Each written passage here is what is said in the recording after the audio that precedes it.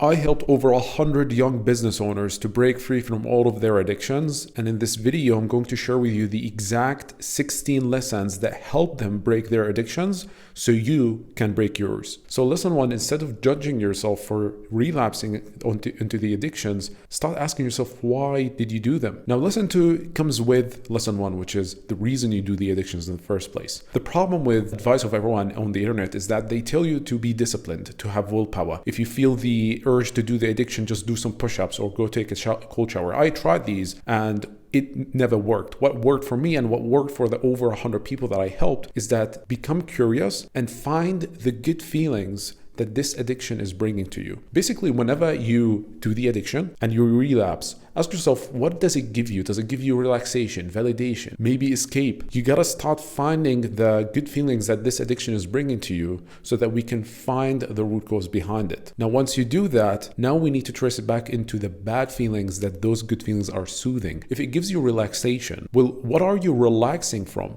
Is it anxiety? Is it something else? Is it stress? And then the last piece of advice in lesson 2 is now asking yourself, why are you feeling those bad feelings? And once you connect the dots and once you consciously understand that the reason you have this urge because you're feeling those bad feelings, the urge will become much weaker. So every time you feel the urge, just do this process and the urge will become much weaker. Lesson 3 is about replacing. So once you become conscious of the bad emotions, well, are you gonna keep fighting this addiction? You're not gonna be using discipline and willpower your whole day. No, this using discipline and willpower doesn't work. It never works.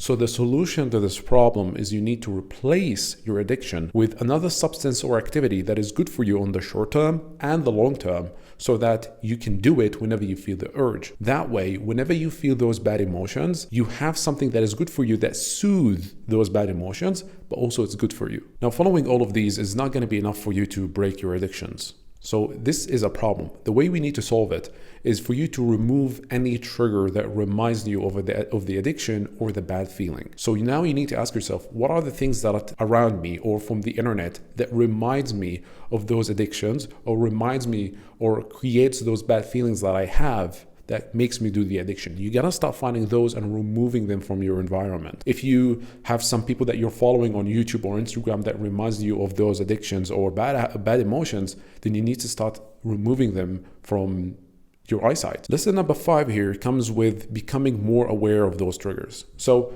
most people, they're not really aware of those triggers, that they are the reason behind them remembering doing these addictions and having these bad emotions. So the solution to this is you start doing meditations. Doing meditation is basically closing your eyes every single day, just do it once, and start breathing in and out from your nose and just focus on the sensation of air that comes in and out from your nose. Do this every single day for 20 minutes and you will notice a massive difference when it comes to you being so much conscious of everything around you and everything you think about. That way you can catch those triggers and remove them completely before they remind you completely of your addictions or bad emotions that you feel that makes you do these addictions. Now, does all these lessons is enough for you to quit for good? No, this is where lesson 6 comes in, which is it's completely okay if you relapse.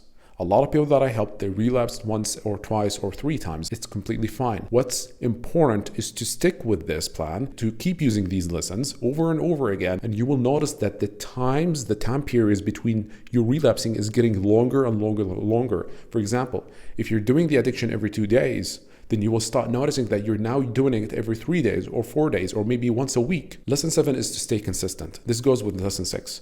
So you must never ever give up. You are not broken. You can do it. Hundreds of people that I helped done it. And I believe that there are thousands of people, thousands upon thousands of people who are able to break any addiction they have because they kept staying consistent. So you have to stay consistent. You have to stick with the process. Lesson number 8 is about boredom. So boredom is a big one. And especially those who are addicted to short form content and social media in general, whenever they feel bored, they pull up their phone and they start using social media for 2, 3, maybe even 5 hours every single day. And it's crazy. The solution to this is that you need to start finding activities that you like to do or you're passionate about to start doing it in your free time. Basically asking yourself, well, what do I like? What are things that I can't stop talking about? Like if there's a subject that if you start talking about it, like you can't shut up about it, find that thing and start working on it in your free time so that you're leveraging the free time that you have into something beneficial instead of scrolling on social media. Lesson number 9 is very important. You gotta understand that if you're addicted to multiple things, bad habits or addictions, then you must resist the urge to do the small addictions to be able to resist the big one. Think of it like an avalanche. Once you start doing the small things, once you allow yourself to do the small bad habits or addictions, it's going to be like an avalanche, and your brain is going to be like, oh, I already did this, so it's completely fine if I continue to do this. I already started. So a small addiction can be video games, but the bigger addiction can be junk food or smoking or porn. So you will notice to yourself that the trigger is most of the time you playing those video games, but then it spirals. It's like a slippery slope into doing the other addictions.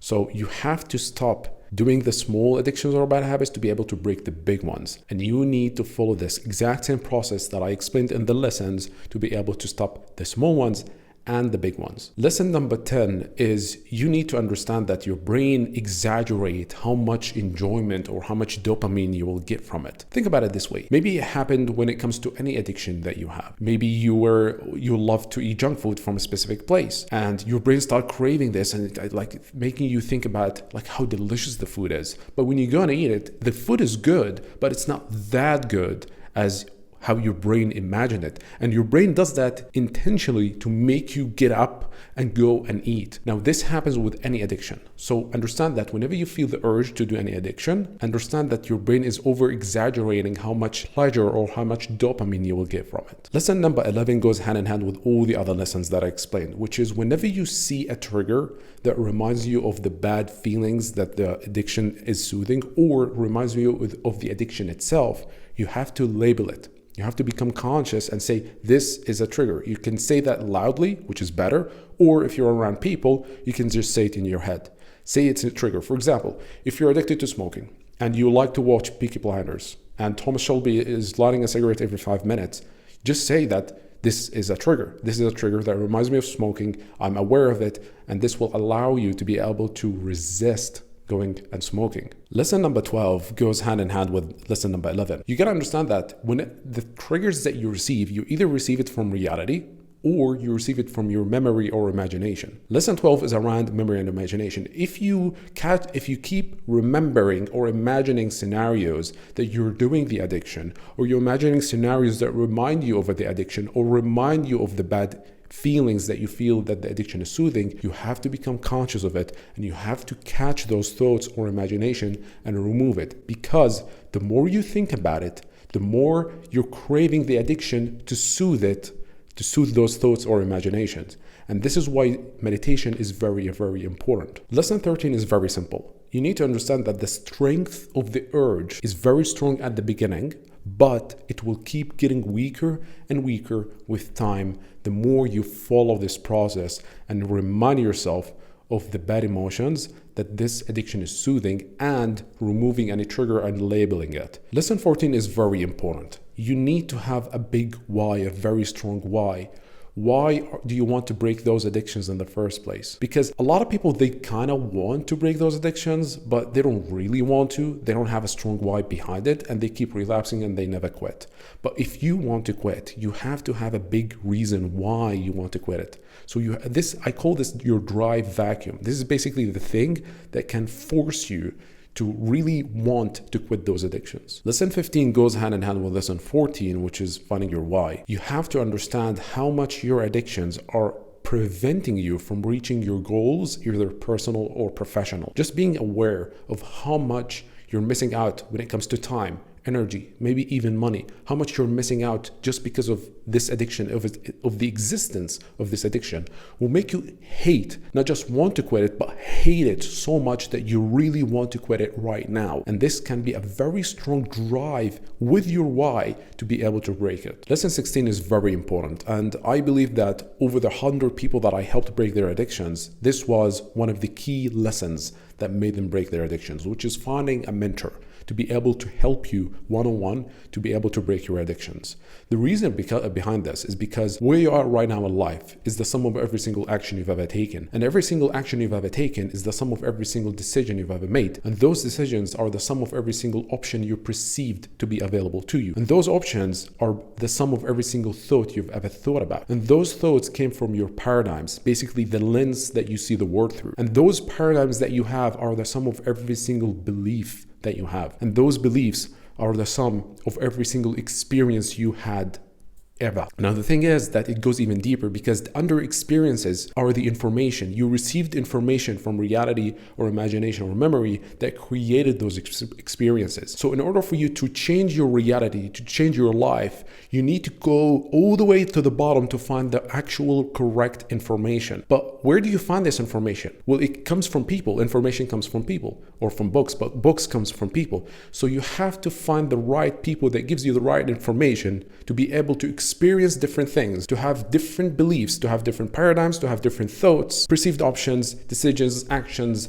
and to have a different reality. So I invite you to check my community to be able to break your addictions if you're a business owner. So if you're interested, click the link in the description, join my one-on-one coaching, and I will personally jump on a one-on-one private call with you to break your addictions and bad habits. And I'm offering the first call to be completely free, so you can join the community as a 7-day free trial. And in those 7 days, I will start breaking your bad habits and addictions.